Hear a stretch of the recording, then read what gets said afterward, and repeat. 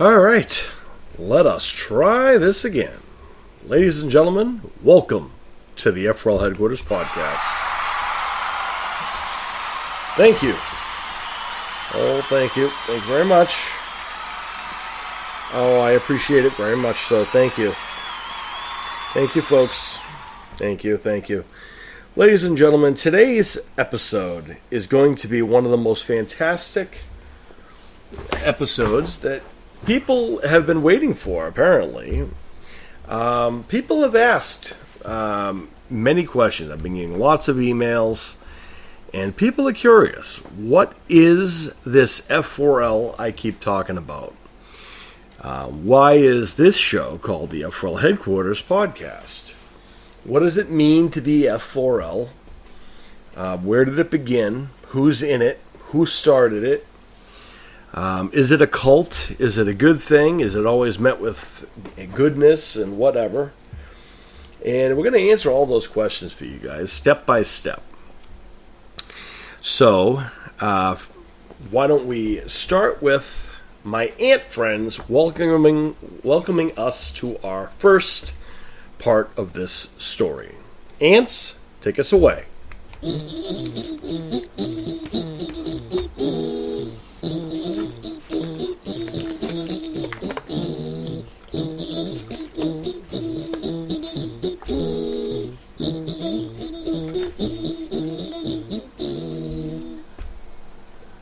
All right. Fantastic. Thank you, ants.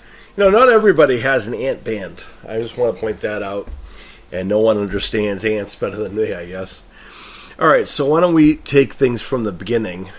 So, as odd as it sounds, let's go back in time.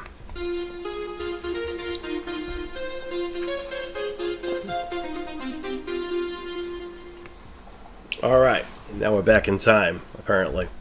All right, folks, so first things first. To understand the F4L, you have to understand where each of the founders came from and a little bit of the backstory of how it kind of came to be. And I think if you've listened to this show enough, you've heard some inklings, if you would, about how my early part of my life has been. It wasn't all sunshine and rainbows, as you would expect. Being someone in my family who looks at others and tries to help others and genuinely has compassion for others and other types of things, I think the first thing to understand why the F4L began is for the longing to want something that seems very basic, something that most people would think that everybody gets automatically. And that's simply having a healthy family lifestyle, a healthy family relationship, if you would. I grew up in a very turbulent familyhood, a very turbulent youth, if you would. Not many people in my family, actually there's no one in my family really who looked at things the same as I did or do. I grew up being the eldest of four. My mother had me at a time when girls genuinely did not have babies as often, alone.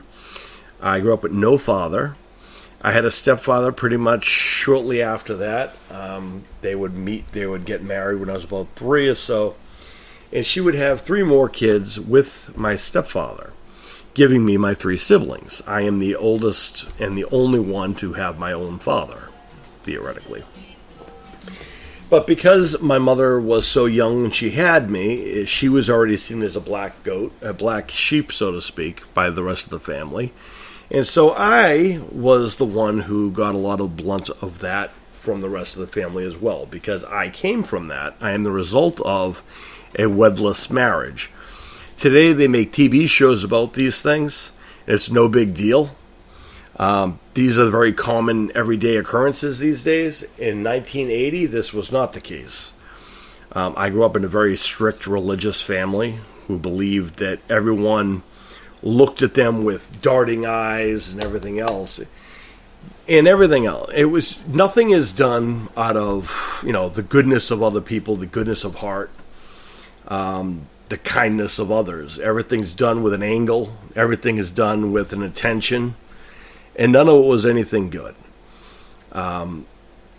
So growing up, I was not the same as this. I was drawn into this, scenario, into this family that had a lot of people talked trash about each other. People were disrespectful to each other. My mother, anyone who was related to my mother was kind of looked at as they were the enemy. I was my mother's son, so I'm automatically the enemy. Her siblings and her, all these other people, her siblings, and then my cousins who are their kids, we were looked at very poorly and very disrespectfully and treated with the same. They were given every kind of an opportunity where we weren't. My mother was pretty much by herself. My stepfather had numerous kinds of business ventures, we'll say, and I didn't see him a heck of a lot. So, a lot of the people have heard about my martial arts and stuff like that, which is pretty much where I was. I was more comfortable being in a martial art dojo. For one thing, I got respect there, and I got, respect and admiration and a simple wanting. People wanted me at the dojo, versus at home, it was just, I felt uncomfortable. I didn't feel like I belonged in my blood family. Again, I don't share the same kind of views on certain things. I don't believe in racism. I don't believe in sexism. I believe in people being allowed to be who they want to be, like who they want to like. I don't think it should be anyone's business who celebrates what, who goes to church and who doesn't go to church, and what church they belong to or not. See, these are the values I have. These are the beliefs that I have. And these are things that my blood family do not agree with any of these things. They're judgmental. They're backstabby. Judgmental, disrespectful, ungrateful, and numerous other things. So, of course, looking around, being a young kid, I would see all of these things around. And I used to watch TV a lot. Because, you see, here's the thing. Because our house was so unstable, the people in it were so unstable, I was so embarrassed to have people at my house. My brothers or my sisters would embarrass me, my mother would embarrass me, my stepfather, whoever it may be. I was usually mortified anytime anybody from school ever came, which is why I never really had any friends come to the house as a young kid. And anytime they did, something always happened, it was just embarrassing. So for the most part, I didn't have any friends over, and I spent most of my time, with nature. Nature doesn't judge you or make fun of you, and they don't, treat you like an outcast. I got, involved with writing and martial arts, like I said before. So, that was pretty much where I went through. Creativity, watching television, and then when I wasn't watching television, I was with nature, hiking or studying wildlife and things of that nature. Like bat watching is one of my favorite things. It still is. I always found the joy of, seeing these animals and whatnot. Animals and me do get along pretty well. We'll get into that probably in another episode about the randomness that is the Stevens. It's not really a curse, I guess, because everyone in the Stevens family has some type of wild animal that is associated to them. I don't know why this is, but this seems to be the case. But that's not what we came here for today. The question is where did it begin? Well, really where it began, because as I grew up in this turbulent childhood with these people who did not feel any of the things that I do or believed the same things that I did, I would learn more, and I got myself more. I found myself being drawn to TV shows like The Brady Bunch, The Partridge Family, and I would wonder, why can't family be like that? Why can't we have a loving, caring family who is there to support each other? Of course, Even now, I realize how nonsensical the Brady Bunch even is. But it would be a really nice kind of an idea, right? It's a nice fallacy of what a family should be. But the one thing that I thought the most is this is not how a family should be. I should not feel dread being around these people who I was born into. Do I have to be around these people? And I think for me, I always felt that this can't be the case. There's an old saying that is said, and I would hear this over and over again back then, and I still hear it once in a while. Perhaps your grandmothers or your old elders have said it once or twice. The old saying goes, you can pick your friends, but you can't pick your family. Blood is thicker than water. These are old tropes you've probably heard many times. But what I said is, this is not what a family is. And one of the things that I really, got a really joy out of writing, and I would write out what, a family should be. And a lot of my early Friendar stories were stories of hope and whatnot. And I started writing those when I was about 11. But I think by the time I was 9, where I was, thrusted into adulthood at 9 years old, I want you to think of that now. A lot of you out there probably at 9 I want you to think back to when you were 9 years old. Maybe you're 9 years old now. At 9 years old, I was responsible for cooking, cleaning, not just for myself, but for my 3 siblings as well. Because that was when my mother and my stepfather had a separation, and my mother decided to take a break, which meant I needed to step up, being the eldest, and taking care of my 3 brothers, my 2 brothers and my sister. So I was already cooking, meals, cleaning, helping them with their homework. And a lot of these things are things a lot of people might say, well, that's an adult thing to do. That's a responsible thing to do. I want you guys to think, when you were 9 years old, did you have to cook meals like this? And did you have to find the money to put the food on the table at that point?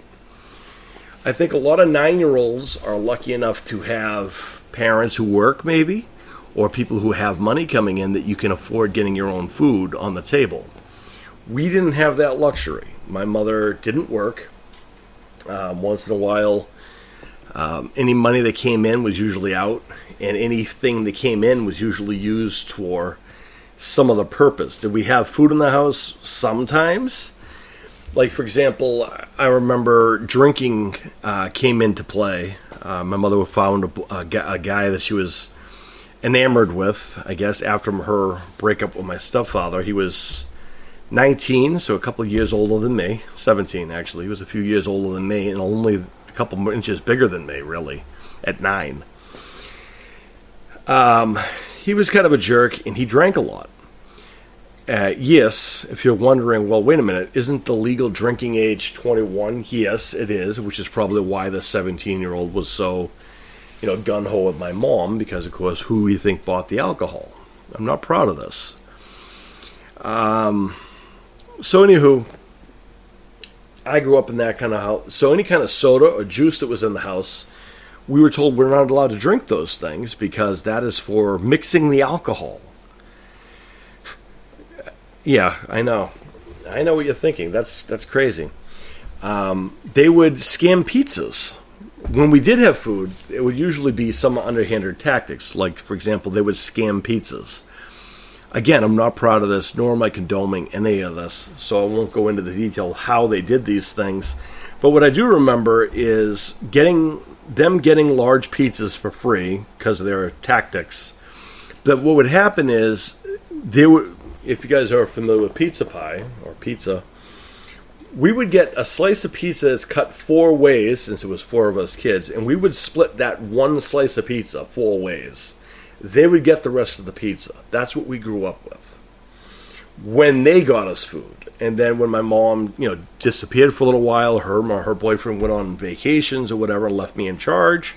Yes, I want you to think of that. Being 9 years old and being responsible for 3 younger siblings, getting them fed, getting them to school, cleaning their clothes, making sure they're clean, making sure no one's giving them a hard time. Being 9 years old, and I don't make excuses for this. It just meant that I had to grow up faster than most people, right? In all honesty, it prepared me to become the father I am now, because some things never change. You don't get those things out. You don't get to shut off the off button once you're in that realm. And I told the story before. One of the ways I got money, and I'm not proud of it again, and nor am I condoning this, and in fact I am not saying to do this at all, but because we needed money in the house, I would have to go to fights where people would put money on, where the kids would fight up at the park. People would put money down and you'd get a little bit of the purse money from that fight. That's how I got the money to put on the table for my brothers and my sister and I. So, needless to say, when I was 11 and we were taken away from my mother and I had to live with my stepfamily, you would think that things might have got better. Nope, because now it was, I'm alienated because I am not their own blood, and I was treated that way, and I was always told that and reminded constantly how I'm a dirty Stevens. And again, I said to myself, this is not how a family is supposed to be. I want to point something out, and I want to also make sure I'm clear on this point. I grew up in the mental health system as a young kid because my aunt went to school to become a therapist or psychiatrist or something. Actually, I don't know what she went to school for. It was for human services, and she got a degree. So she was a step-aunt, and she became the kind of know-it-all when it came to mental health. Apparently, my energy was too much, as they said, even though I was at martial arts all the time and they never really saw me. We grew up in the same household, the same turbulent lifestyle, the same roof, yet I'm the only one out of the kids who saw a therapist or a psychiatrist.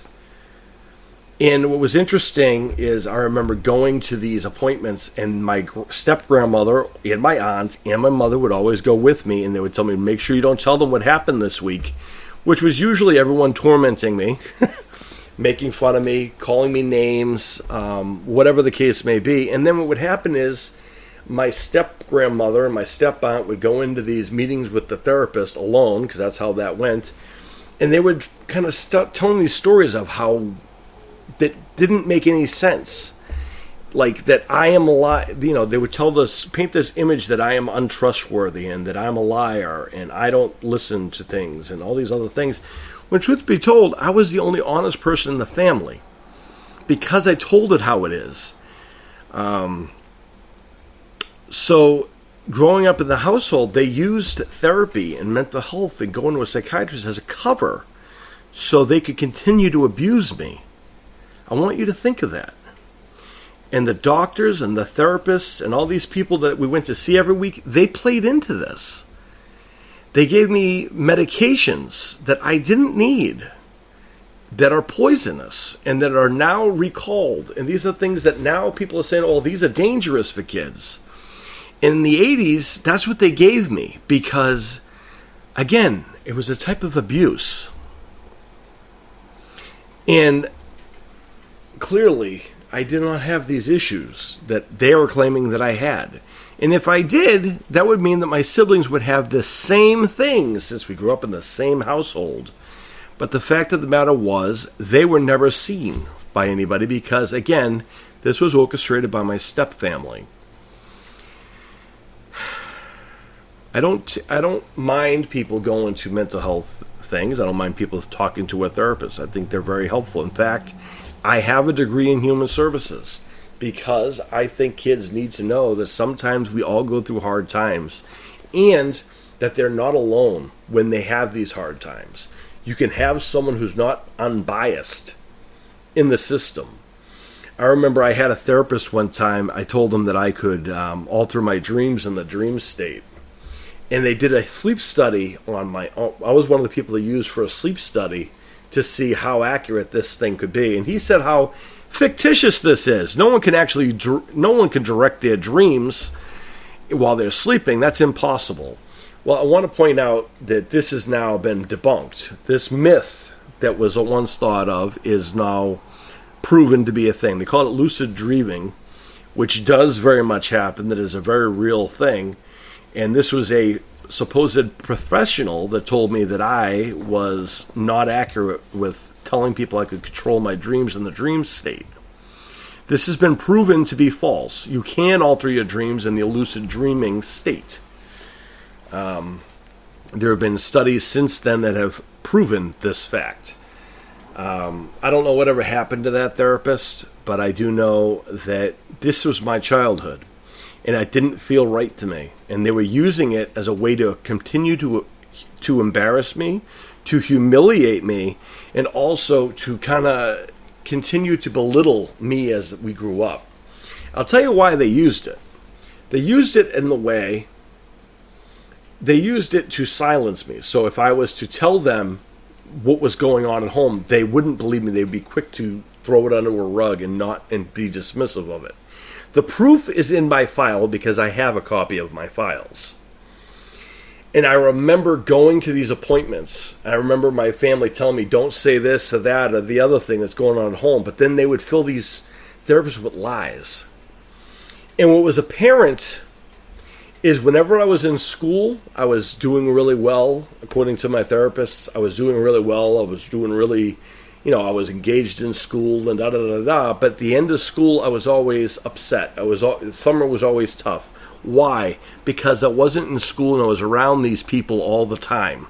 That doesn't take a rocket scientist to understand what the issue is. It's home, folks.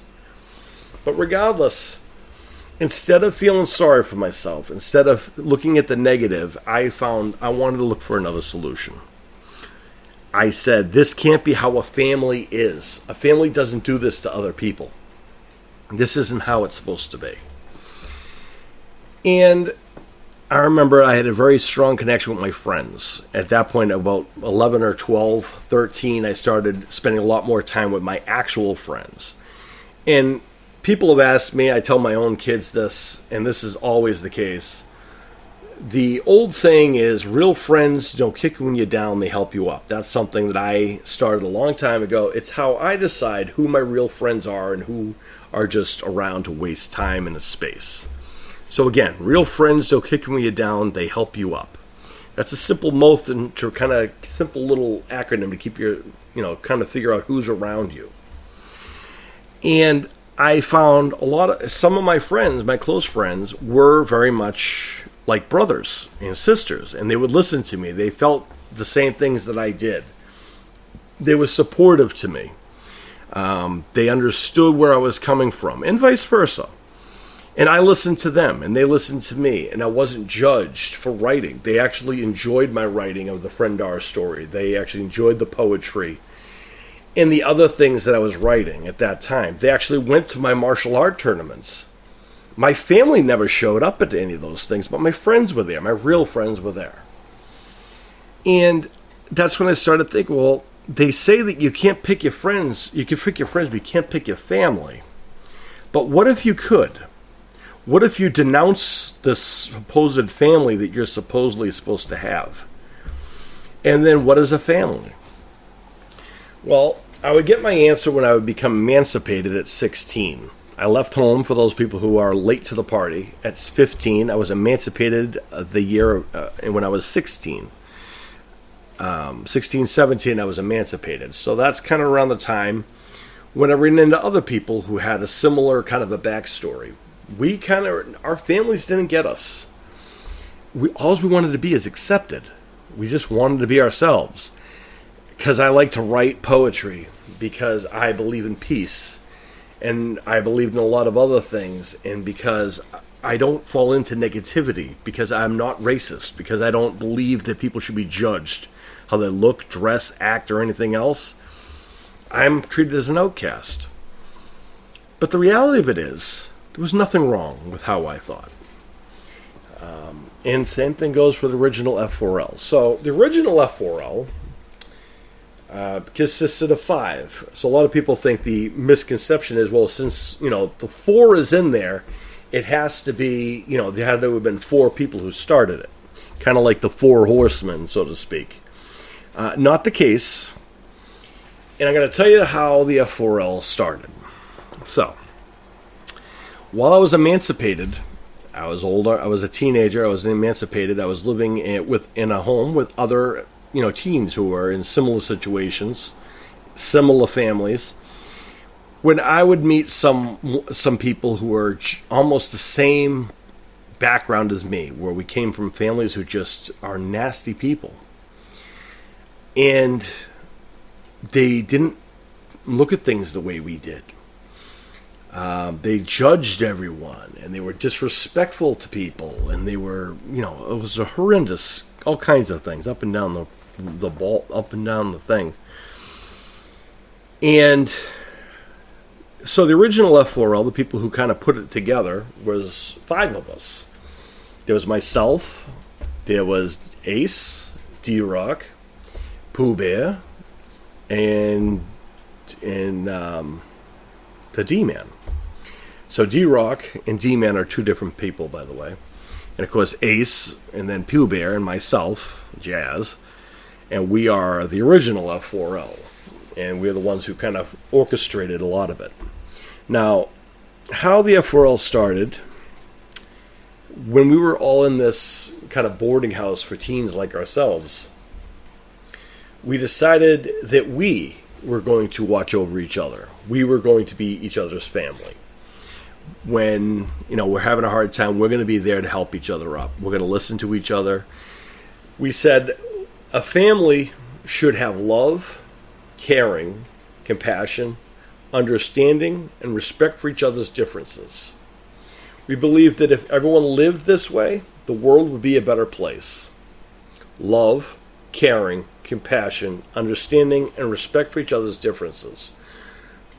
Looking at each of those things, I'm not going to patronize people with telling them what love is or what caring is. Compassion is different than caring, by the way. Compassion is feeling and showing empathy for others who are going through a situation. Compassion, showing feeling for.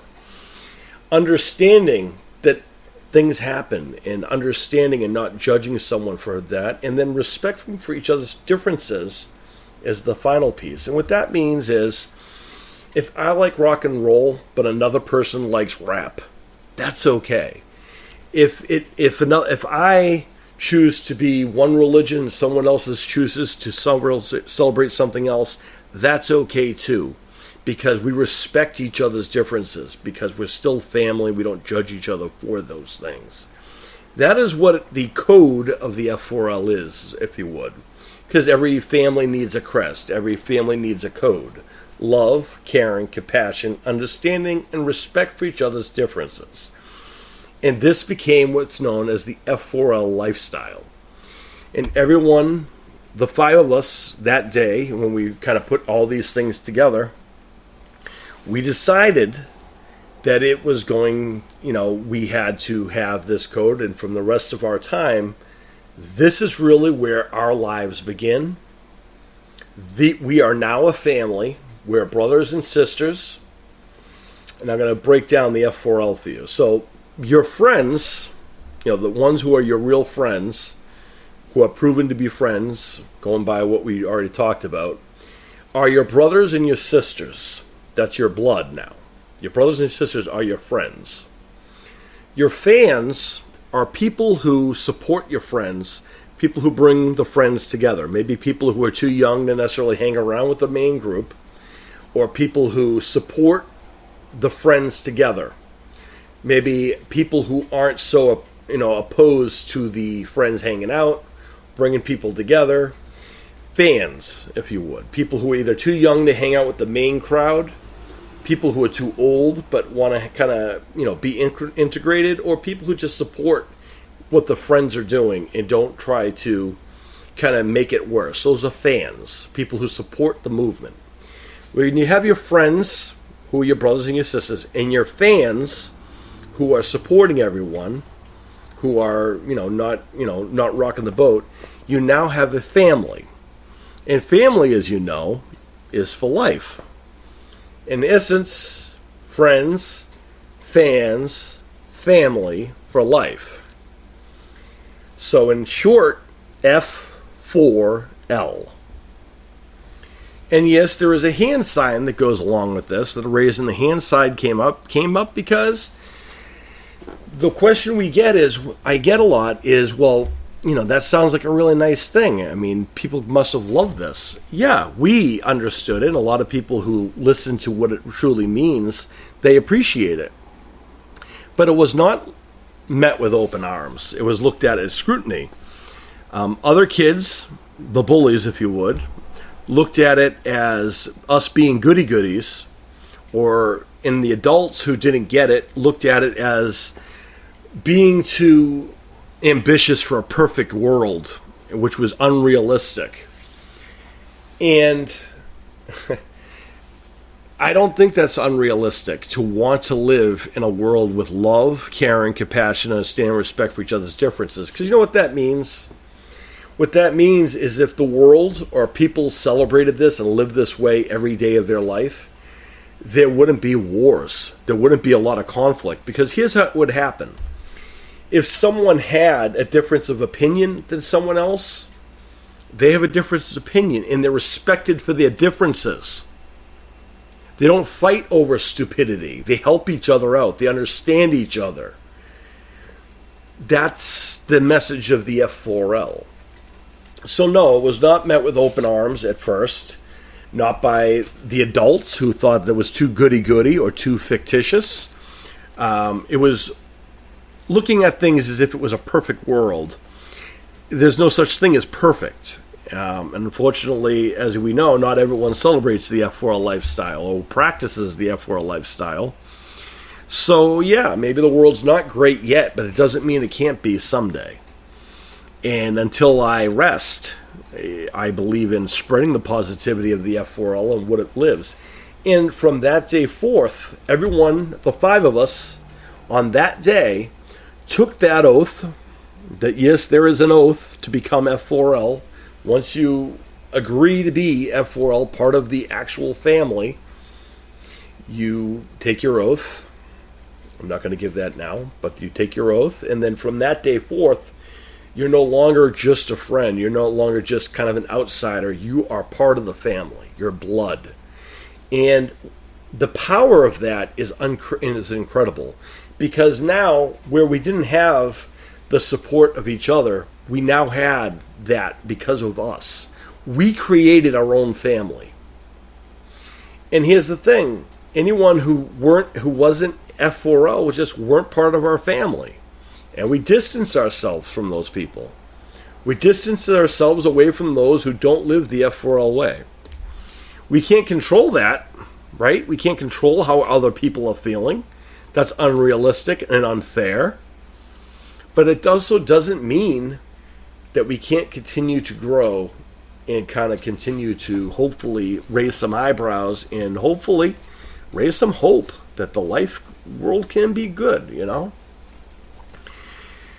So, again, love, caring, compassion, understanding, respect for each other's differences is how it works. Right? And on top of this, we had an F4L hand sign that when we weren't allowed to bring up the F4L, when they tried to keep us away from each other, because they thought that we were a cult of all things. This is how we're seen. This is the early days of the F4L. They were trying to say it was like a gang or a club or whatever. It was a gang thing. It was nothing negative about the F4L lifestyle. It was how we chose to live.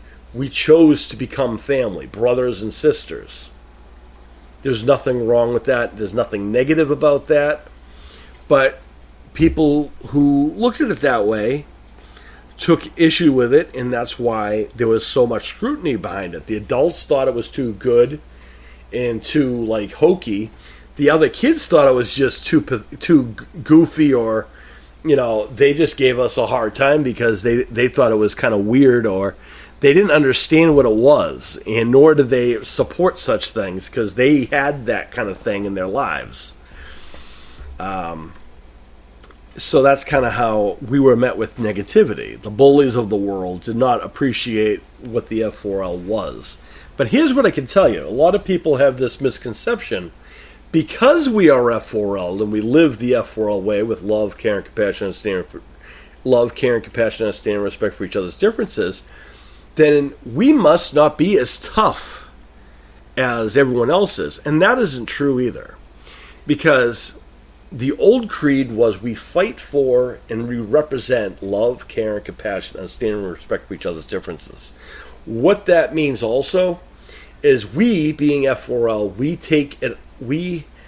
take ownership, and when chips are down, when all the rest of the world is being negative and being hard, we are going to be the leaders in this, and we're going to look for the solution to be positive and help people out.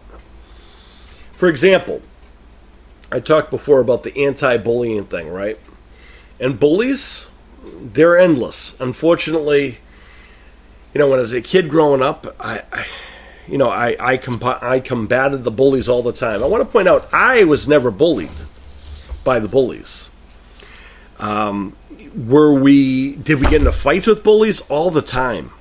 Because we protected the weak. Because that's what the F4L believes in. We understand that not everyone can stand up for themselves. Some people need someone to look after them. Some people need someone to, quote, help them up.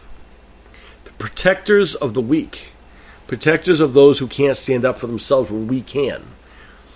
So, that's a stance you take.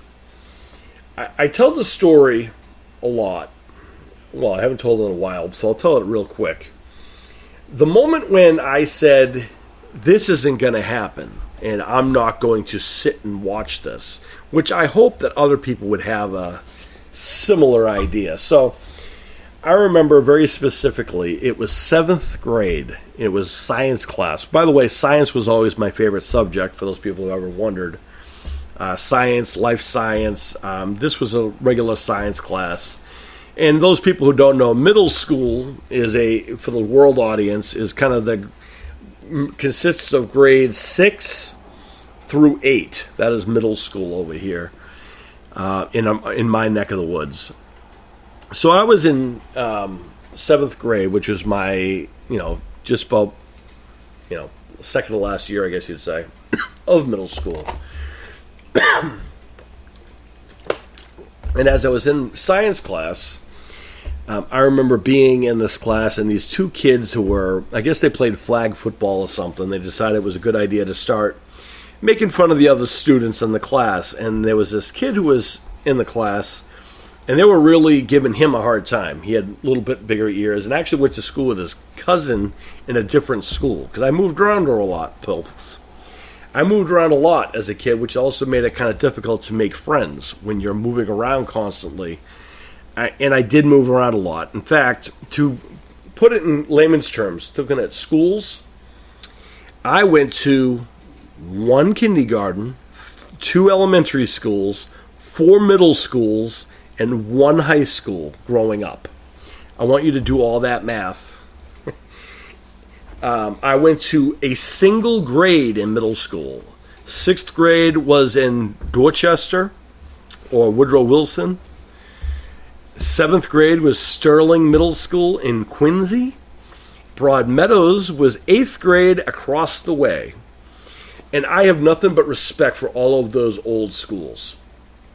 It's not easy, any of those areas. They're all geographically different and demographically different. But it doesn't mean that it can't be a better place.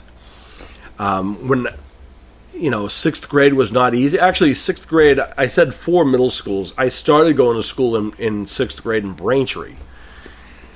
That's when my mother and my stepfather split up, and that's when we would move constantly. So I was always moving. But one of the things about being F4L and living in this establishment where all of us who were F4L came from different areas. But the idea is, no matter where we went, no matter how far we go, it didn't matter, because whenever we were near each other, whenever we needed something, whenever we needed to talk to somebody, we were only a phone call away. Or you're only a town away, and you didn't even have to say it twice, and your F4L there. That's what being an F4L is. But going back to the 7th grade story, as I'm sitting there in the 7th grade and I'm watching these two kids being obnoxious to this other kid, I didn't know these people from a hole in the wall. This is like the first day of 7th grade. And I'm not about to sit there and watch it either. So teacher, of course, isn't in the room, because one of the oldest tropes that parents always like to ask is, well, where was the teacher when this was going on? What did the teacher have to say? Which is the dumbest question ever. Bullies aren't stupid as much as people want to think they are. They're not going to do it in front of the teacher unless the teacher is one of those teachers who believes in bullying. I've seen a fair share of those as well, and I've dealt with plenty of them in my time too. But in this particular time, the teacher was just simply out of the room, which is generally when the bullies get their time to pick on the ones who they think is weak. Did they try to give me a hard time? No, because they knew I wouldn't put up with it. But did they go ahead and did they, head over to... But did they go and pick on this other kid? Absolutely, because, he was smaller and quieter, and he was. So they were giving him a hard time, and they were, flicking his ears, and it only took 2 seconds for me to look around and figure out, okay, this isn't going to happen on my watch. Because in that situation, you have two choices. One, you could sit there and watch this kid get tormented by these two punks, or bullies. Or two, you can stand up and do something about it. That's your two choices. There are no other ways. I don't think there's anyone else in this room who believed, or anyone else in that room who believed this was the right thing to do, or that this was a good thing.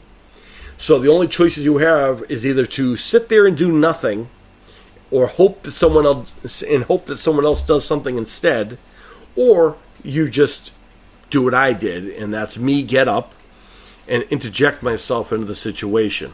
By the way, they never bothered that kid again, and later on that kid would become a friend of mine, and we played soccer together years later in high school when we reconnected.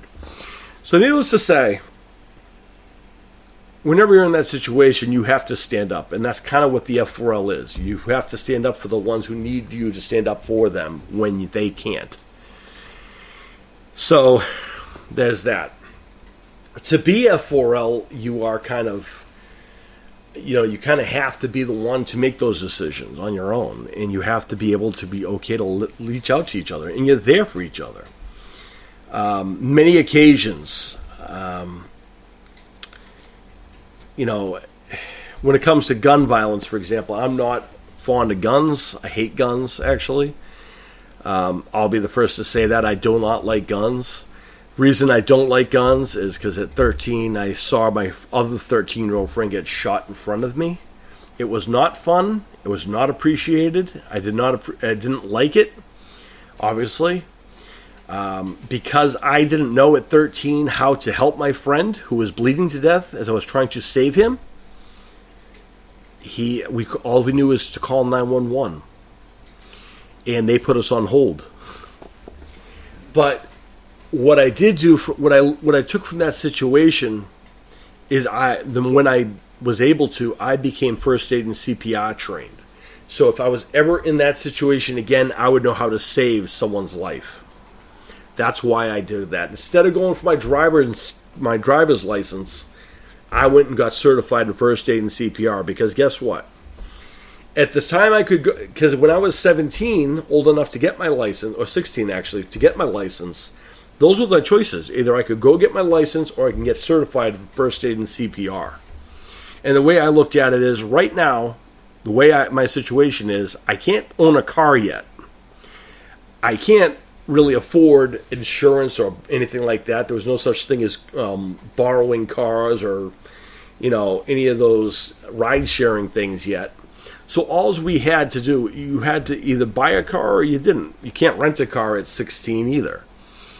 But On the other hand, I could take something, get certified in something, and then save someone's life if it came down to it. So guess what I did?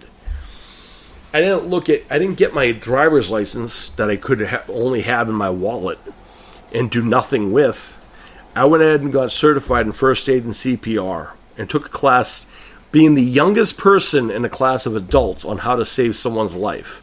When they asked me why I wanted to take a CPR and first aid test instead of my driving test, I said, because I can't drive a car right now. I don't have the means to do that. But at least now I know with this, I can save someone's life if it came down to it without needing a license or a car to do so.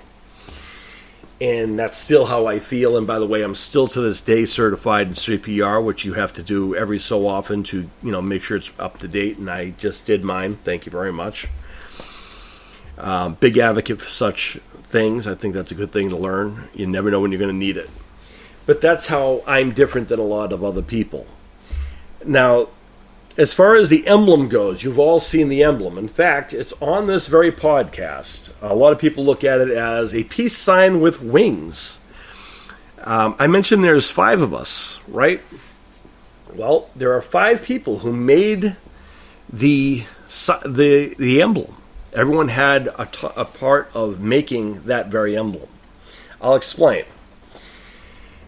Again, you got to remember what the creed is of the F4L. Love, caring, compassion, understanding, respect for each other's differences.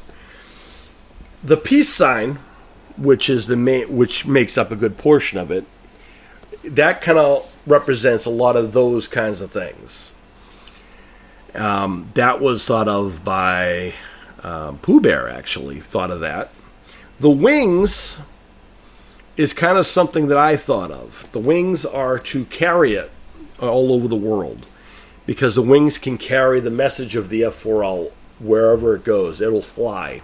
It's not stuck to one location. It can grow and spread. Ace thought of the triangle that goes on the bottom. The triangle is because there was mainly 3 of us who are always around together, and there are also 3 movements to the F4L. There are 3 points to the F4L. And it was D-Rock who came up with the idea for how it's written. And also, your name, how it's put into the emblem, is also put there. And then collectively, each other gave others their names. I was given Jazz, Pooh Bear was given Pooh Bear, Ace was given Ace, D-Rock was given D-Rock, and D-Man was given D-Man. Whatever the names were prior, it didn't matter, because on that day, we were now a family, and now we were F4L. And that started in 1996, was the very first initial unveiling of the F4L. So if you guys had that the F4L started in 1996, then your bingo card got that. If you counted how many people, 5, you got that counted out too, but most people think that's 4. It was 5 originally, and it's grown since. So I want you guys to take that in. When you look at the emblem, I want you to look at what it represents now. Now that I've explained kind of what the F4L emblem is and what each of those points mean, it kind of makes a little bit more sense why the emblem is so important. It was the very first tattoo I got, was the F4L emblem. In fact, all of the original F4L have that very same tattoo, only different is the name. Half of your name goes in one side of the bigger part, the other half goes in the other half, your middle initial, and then your last initial and the last piece, if you have such. The F4L goes on the bottom, and your F4L name goes on the top. That, in between the wings, that is how you make your F4L emblem, and that's how you sign everything as F4L. Also, drawing it really quick is pretty easy too, which is why, usually if you're signing something F4L, it's not officiated unless it says F4L on it, with that little emblem that I just described. Doing a quick hand, it's just lines, or it's a V and whatnot. So there's that. And there are points of it all. So that's the story of the emblem. That's how originally the F4L began. And no, it wasn't always looked at as a good thing or a positive thing as much as it sounds. And we had to, be ready for the onslaught of people who wanted to try those barriers. And they tried. And when they tried to do that, we supported each other. When they tried silencing us, we came up with the F4L hand sign, which they tried claiming it was a gang sign. It wasn't a gang sign. It's how we greet each other. You can wave or you can do the F4L hand thing. It takes like 2 seconds if you know what you're doing. I have done it live on Grams before. I can probably do a thing for you guys next time. I do a live, you'll see the F4L hand sign. It's pretty simple. It's kind of, once you do it once, you kind of can't get used to it. I've actually done it 6 times since the time I said I could do it. So it is something you can easily do. So there's that. So fantastic. So that is the kind of how the F4L started, why it started. We were 5 kids or young adults who didn't have those things at home. A family should have those things. A family should feel support, should feel love, should be cared about, should be understood. These were things we all lacked in our own thing. And each of us, of course, had a saying in that code as well. What was important to each of us? Each of us wanted something. D-Rock, it was D-Man who came up with the differences, respect for each other's differences. I think love is an important thing. Caring is something that Ace wanted. Compassion is something Pooh Bear wanted. Understanding is what D-Rock wanted. Love, care, compassion, understanding, respect for each other's differences. And that is why the F4L has grown since. So we're going to take a break from here as we're going to get to the next stage of what the F4L is. So, Ants, take us away.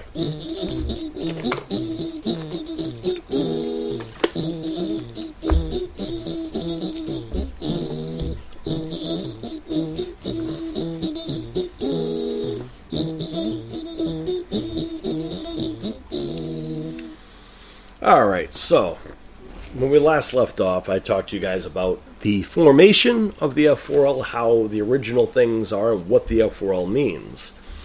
Now, I'm going to give you examples of how it has impacted my life, what it means to live your life the F4L way, and some examples of kind of what that looks like for us. Okay? So, here's the first one. Which is in the F4L is always that one person you're always closer to. That's your closest family member.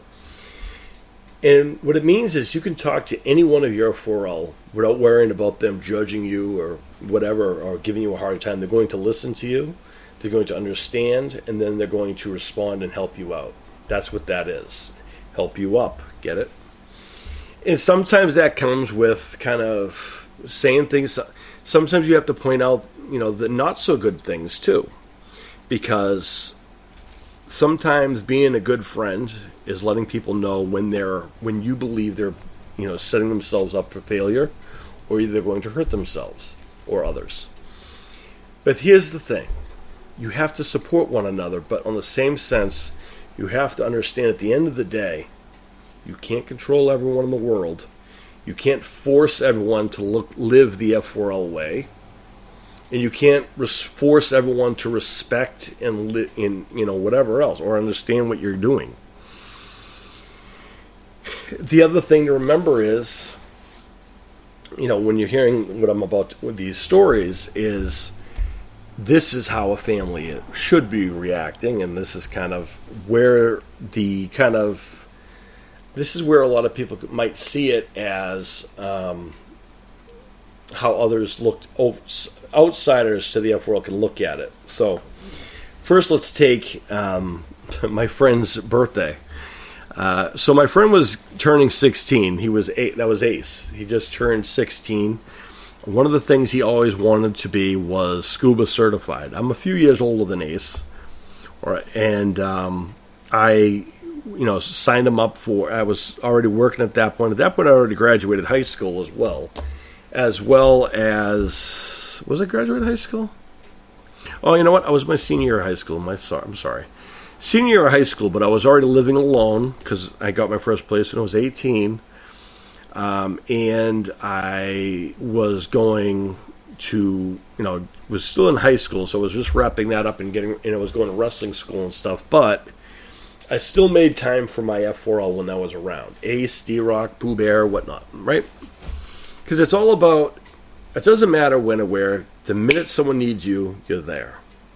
There are two stories that come to mind when I think of Ace and I. One is the adventures that we had. The fact that he wanted to be scuba certified, and I made sure that he got that dream met. Because I, used money that I was getting from work, and I, got him the lessons to get scuba certified. The agreement was that I had to do it with him, though. So he made me go get scuba certified with him, which, by the way, I am, thanks to him. And since then, I've gone shark diving and all kinds of other things, and that's thanks to him, because before him, I didn't even think about, I was on a swim team and things. I never thought about, being a deep sea diver and using a scuba tank and all these other things. There's a lot to it, but thanks to him, I learned all that, and I am also scuba certified thanks to him. So a lot of the things with the randomness that would happen with us, we would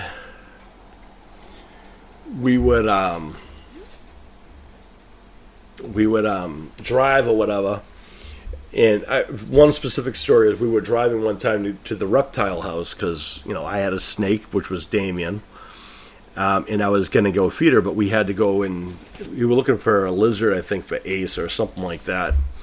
And where we were driving, we saw that there was a sign for bungee jumping today. And I remember him looking at me as he's driving, because I didn't drive yet, and they didn't give me a hard time for that. They didn't care. But he goes to me, hey, you want to go bungee jumping? They're bungee jumping today. And it wasn't something I planned on doing, bungee jumping, but, sometimes in life, when you have those opportunities that are just so random and spontaneous, I say you have to take them when you can. Because would I have gone bungee jumping if I wasn't with him on that day? Well, needless to say, we weren't planning on going bungee jumping that day, but we, on our way down, we saw that they were doing it, and we took part in the bungee jumping, and then carried it on our way with the reptile place. So that was kind of cool. So I've gone bungee jumping twice, thanks to him, and I've gotten scuba certified. We've been shark diving before too. But one of the things I always remembered, there were two stories that think out to me when it comes to outsiders looking at what we do and, not understanding what that is. And the first one comes at, that same birthday when he turned 16, his mom, biological mom, had met another guy who was I don't know if they actually got married, but she had another guy with her, and I think he tried to get at him to look at him as a father, kind of a thing.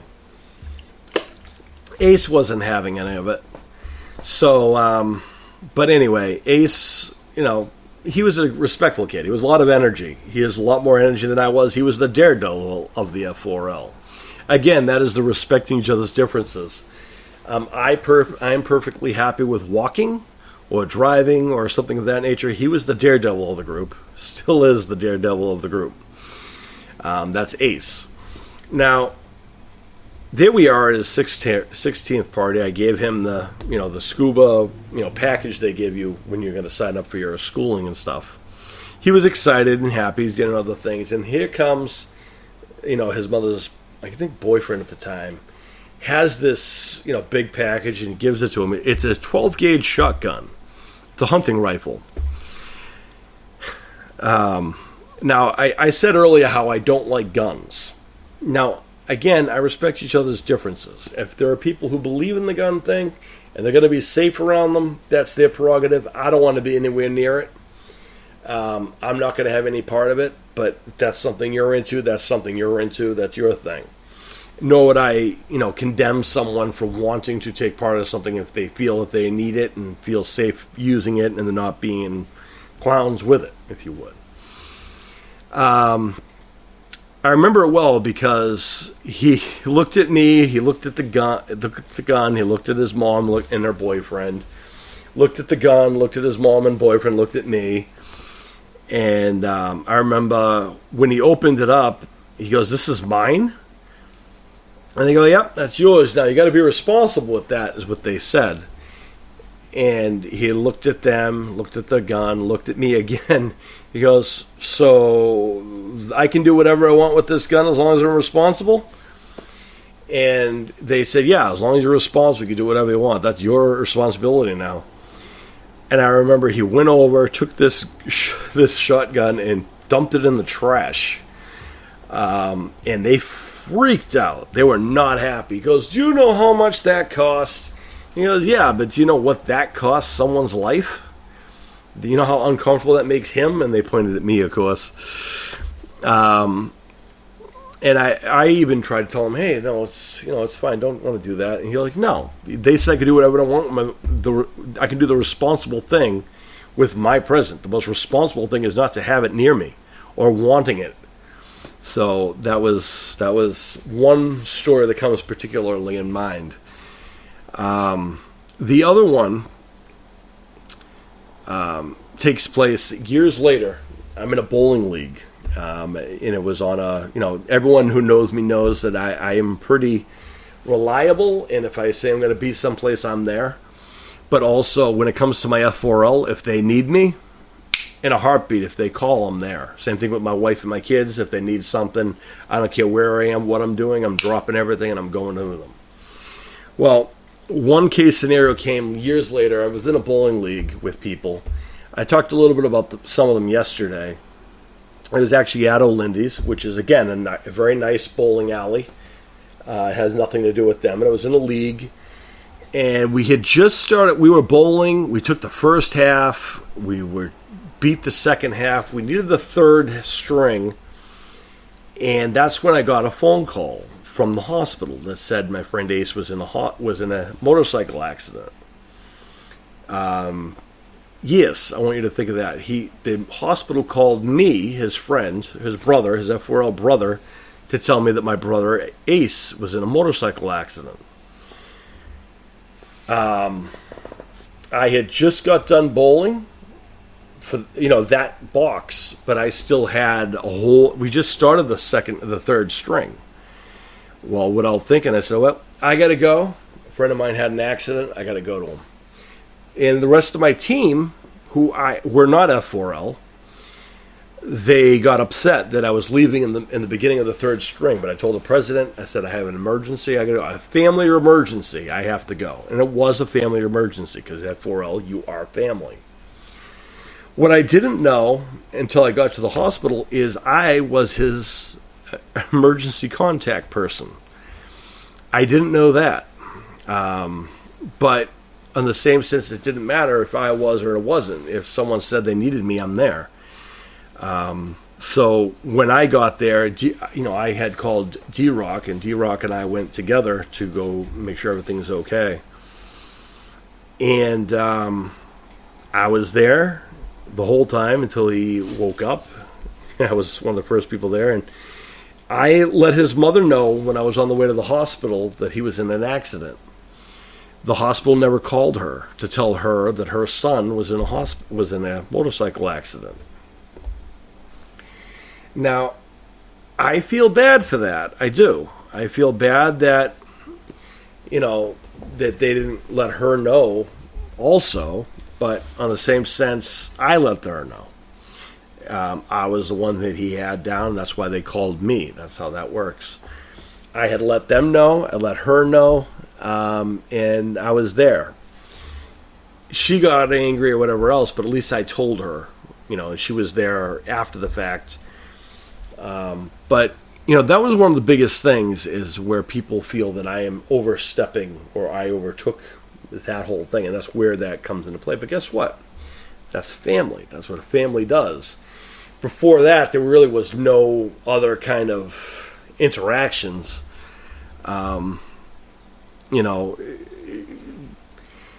Again, I don't believe in the whole I'm not a person who likes motorcycles. I'm not one who's going to drive a motorcycle, but I wasn't going to stop him from driving a motorcycle. Again, respect each other's differences, folks. Remember that? All right, cool. So that's kind of where we're getting into. That's kind of where that whole this whole scenario comes to play, and these are kind of two stories specifically that speak out to what the F4L is. When someone needs you in the F4L, it doesn't matter what you're doing. You're there for them. I remember getting phone calls various times of the night when someone needed a call, someone needed to talk, someone needed to let something out. And I listened, no matter what time it was. I didn't give them a hard time because it was 4 o'clock in the morning. I just went to bed an hour beforehand. If you call and you need something, I'm there. This is before social media and before computers or whatever else. It goes the old-fashioned thing. You need me, you call me. So that's kind of the scenario. Another one that comes to mind is some people may not know, I actually had a real-life feud with an actual person named after the characters in my short stories. And I had a long-time rivalry with that person. For years, it was a bitter rivalry. They had a gang. It was legitimately a gang, folks.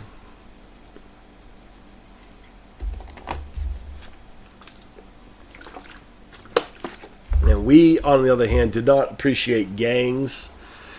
I used to get into hard times with this guy all the time. I'm not only fond of him, I didn't like him,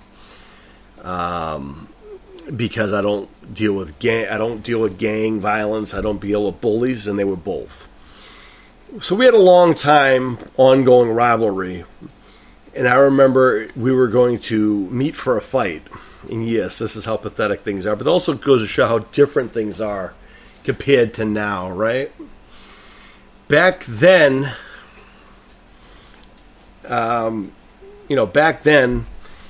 if you had an issue with someone, we're talking, probably early 2000s. If you had an issue with someone, you said, meet me here at this time, we're going to have it out, that's how it works. Even him being the jerk that he was, he still honored those old tropes and those old philosophy type things, right? So that's kind of where that is.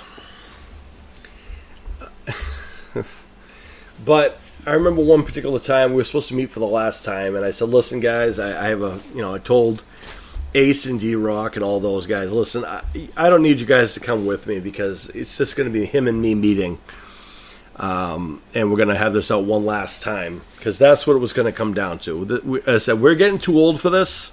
So if we're going to get this done with, we're going to get this done with. Win, lose, or draw. This is done after today. We're not going to keep doing this until we're adults. This is pathetic that it's gone this long. We both agreed that this would be the last end-all, be-all. And I, had every intention in doing this fight alone and going to this thing alone. And I had told Ace and D-Rock that I was doing that. And I told them not to show up because I didn't want them, get involved in case things got crazy. Well, they didn't listen, and I'm glad they didn't listen because for the first time, since we agreed to do these things, he showed up with a couple of his friends too. And then it was even, and then it was over with and done with. You ever see The Outsiders, the movie The Outsiders with Patrick Swayze and all those guys, Matt Dillon and all those guys? Well, picture that, and that's basically what we went with. That's kind of what we're talking about when it comes to this scenario. The big, greasers versus the socias, that's kind of what this was. Picture that. That's kind of what we're looking at for this. Well, I overcame that, and we did all that, and my friends were there for me. That's what happened there. And then when I got sick, I got sick once. I got sick with cancer for the first time, and the only one I told was Ace. My own blood family never knew I had cancer. I didn't tell my blood because I didn't think they had a right to know, because they didn't care that I was alive anyway. To be fair, my mother wasn't around at this particular time, because around 11, after we were taken, she kind of disappeared for a little while. And because of the fact that I didn't view my blood family as family, I didn't consider telling them or including them in any kind of part of my life. But my F4L I did. When I graduated high school, they were there. When I went into pro wrestling, I started having my first wrestling matches, they were there. When I got my black belt in martial arts, they were there. When I got emancipated, they were there. When I got my first apartment, they helped me decorate it, because thank goodness for Pam, because she helped me do a lot of that, because I wouldn't be able to do a lot of that stuff. But you see, that's kind of what that is. We get inspiration from each other, and we support each other, and that's where that came in. That's what a family does. They're there to support and back up each other. And just like that, I was there for them when, and then unfortunately, one of the darkest times was quite a few years ago. I don't know if you guys remember the whole Virginia Tech thing.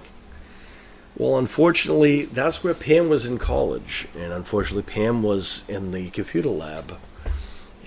Hwere was in the computer lab for that, and unfortunately, she was roped up into a business that had nothing to do with her, and a madman with a moron with a gun went ahead and did some crazy things. And it was a tough time for a lot of us, because we had seen it on the news, and I remember, Ace was always close with Pooh Bear. It was also close with me, and D-Rock was close with everybody. And when that happened, the first thing everyone wanted to do was D-Rock, Ace, and I were going to go drive down to Virginia, to seek vengeance, I guess, upon those who, make sure that justice was served, I guess you'd say. But the coward that the guy was, he did that himself, I guess. So, but when those times happen, when you have that kind of a loss, people often ask, well, when you're F4L, what do you guys believe happens when other F4L go and pass on or whatever? Honestly, I believe as long as you keep them alive in your mind, in your heart, in your soul, and as long as you continue to keep their memories alive, and as long as you continue to hold their memories and keep sharing their stories of their lives, they're not really truly gone. They live within you. There are many a times when I'm having a hard time and I'm having a struggle, I will close my eyes, I'll breathe, and I will channel, if you would, all of those who have gone before me, all my F4L brothers who have fallen, in that time. And yeah, we've lost some people along the way, but it just grows our life, our family grows. So, we're going to get to how it got to the mainstream and how the F4L lifestyle and being F4L, which again started in a little itty bitty town with 5 teenagers, how it went from that to going global when we come back. Ants?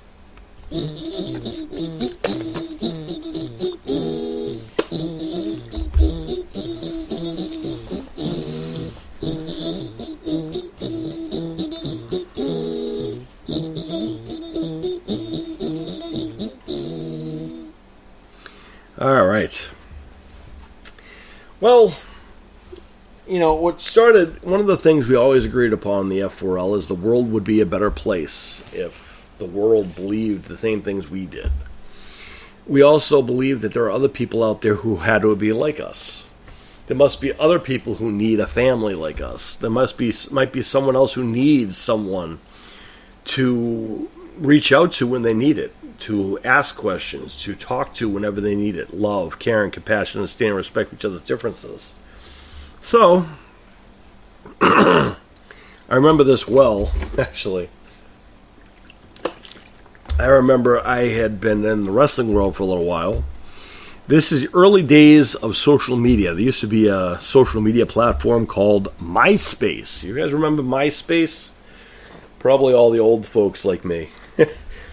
Anyway, MySpace was kind of like what Instagram or Facebook is for people, or whatever the kids use now, as a way for people to connect, if you would. And that's kind of where that began. They would connect with, it was a way for, people who were in the entertainment world and people who you kind of knew to kind of, I guess, network, I guess you'd say, was what that was originally for. So that's kind of, what MySpace was, anyway. So I remember when I was talking to a young man from Wales, and we were talking about, he did like music promotions and some amazing digital work. And I was talking to him one time. He was a fan of wrestling, and of course, me being a wrestler, I talked to him about it and learned a lot about, himself, and told him about the F4L, told him about, what it meant, why it started, the things that I've overcome, because I believe that whatever doesn't kill you makes you stronger, and the fact that I believe all of us, everything that happens in life is for a reason. Even the not-so-great parts, you can learn something from each of those not-so-great parts and then adapt it to something else. Or you can, after a while, it might be harder in the moment to find out what this lesson could be, but in the end, you actually, if you take a couple steps back, you actually will be able to see what the conflict would be, per se, if you would. So, anywho, that's kind of how that started. So I was talking to a fan. His name was Crip Boy.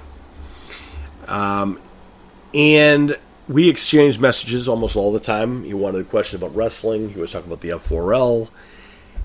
And I was talking to other people around the same time.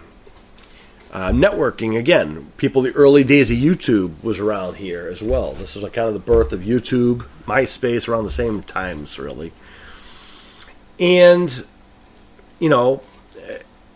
what I found was, the more I talked about what the F4L was and what we stand for, and being family and being a brother and not being afraid of showing our emotions, because one of the things being F4L means we aren't ashamed to say we love our brothers and sisters. We hug each other.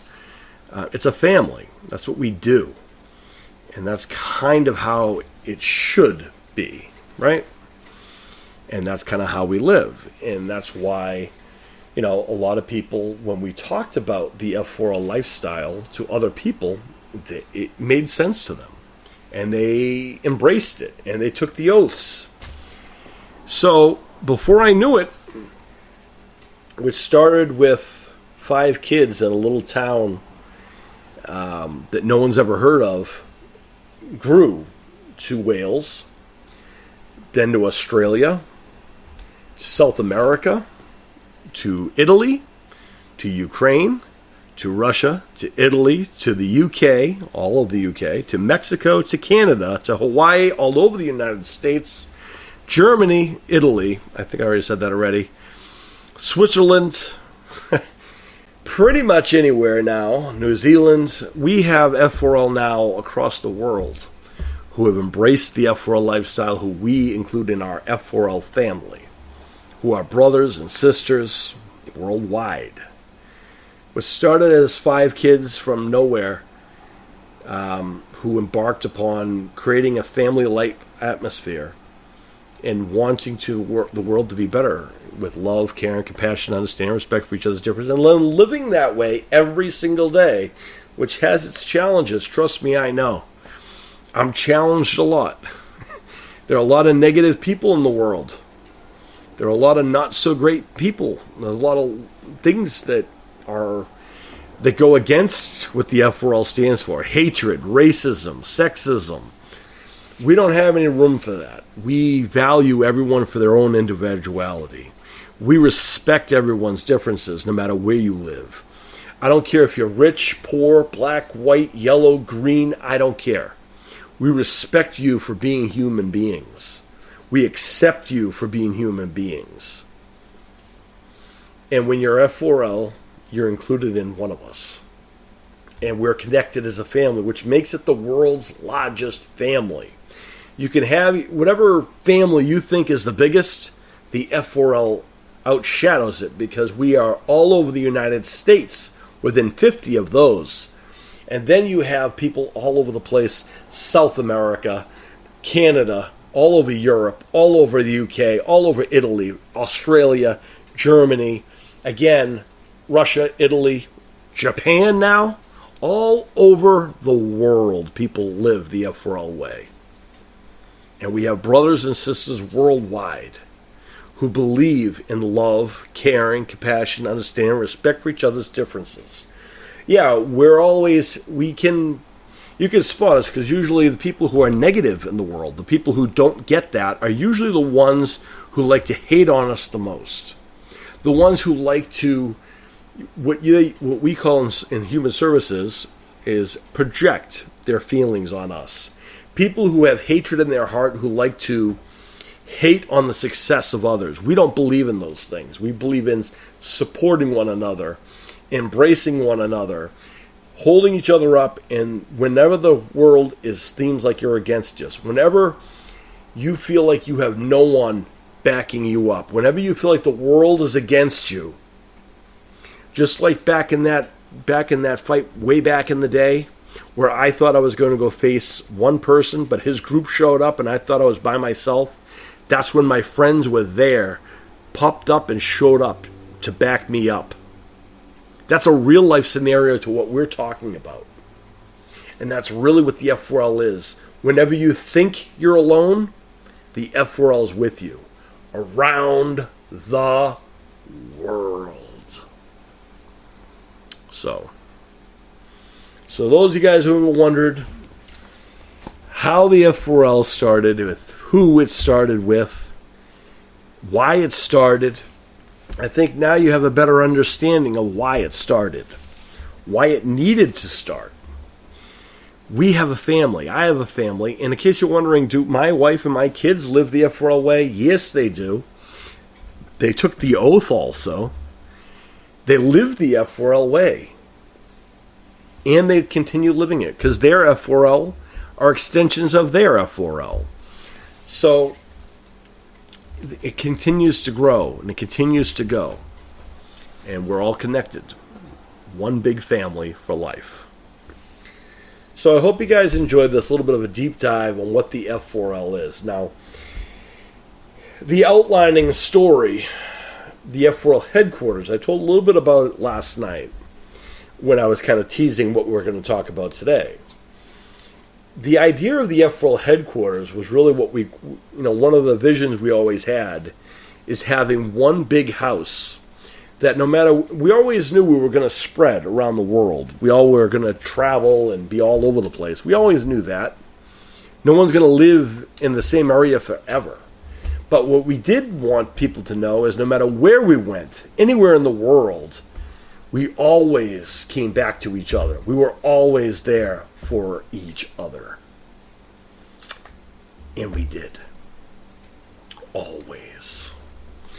But the idea was we always dreamed of having a place, a location, that would actually hold all of these. That would actually, a home, if you would, that everyone who's F4L, any time of the day, no matter where you're going, can have a place to just be yourself, to be welcome, to feel the things that are F4L, live the F4L way, and not be judged by people who aren't. Love, caring, compassion, understanding, respect for each other's differences. Think of a big clubhouse where you would go to play games with your friends and not have to be pressured into doing things you don't want to do. Where you go and have fun, have a chat, have parties, your own way.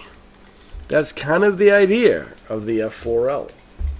And that's kind of the idea of the F4L headquarters, was basically what family would be.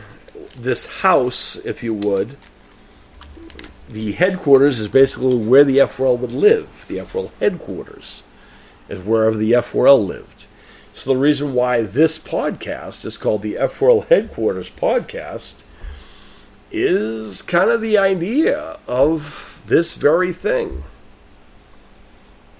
The reason why the F4L is what it is, the reason why the F4L exists, and the reason why the F4L Headquarters, we call this the F4L Headquarters Podcast, is because this is a podcast where you can come and be yourself. And yeah, we have some amazing people who are part of our F4L. We are proud of every single one of them. And you're accepted when you come here. And we want to share your successes with the world because we support you. We only have people who, the only people we have on this podcast are people who ultimately I see having the value of the F4L. And we already went over what that is, what those qualities are. So I'm not going to beat you over the head with what makes an F4L an F4L. Because I'm sure by now you already know all of those things. I would hope. So, now that you have all that, and now you have your information regarding these, right?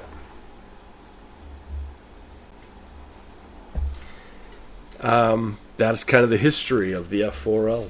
And that's why this is the F4L Headquarters Podcast. Because no matter where anybody comes from, anyone in the world who comes as a guest on this podcast, you're welcome to be yourself, to relax. Think of it like hanging out at the club. That's what this is supposed to represent. So, that being said, that is the history of the F4L. This is the midweek challenge. This is the midweek check-in for those people who wondered. And I want to say thank you to everyone who listened. I hope you guys learned a little bit about what the F4L is. It's a lifestyle. It's a family. It's a lot of things to whatever people need it to be, ultimately. So, folks, no matter where you go, this is always a place for F4L to come, to be yourself, be celebrated. We stand up against bullying. We stand up against hatred. We stand up against racism and everything else. This is a positive place where even if, well, there is no even if, you're successful in whatever you're successful in. And if you're welcome on this show, it means I have seen the value of the F4L within you. And in all honesty, if we're being honest, if I label you as F4L and I say you're an F4L, that means you're family to me. Just as much as my wife, my kids, you're my brother, you're my sister. That's how that works. So, folks, I hope you guys enjoyed the history lesson on the F4L headquarters, and a little bit about what makes someone the F4L. And ultimately, long story short, in life, you're given a choice. If you don't like something in life, no matter what it is, do something about it. I didn't like the family I was born into. I didn't feel welcome. I did something about it. I formed my own. And now I'm happy, I'm peaceful, and I'm respected by those who are F4L. So don't feel bad for me because I grew up in such a negative thing. I consider the family I was born into, I call that the blood family, but my F4L are my family. Make no mistake about that. If I call them blood, they're not family. But if I call you F4L, you're more family than you think you are. So, to my F4L around the world, may all your dreams come true. I love you all. Peace, everybody.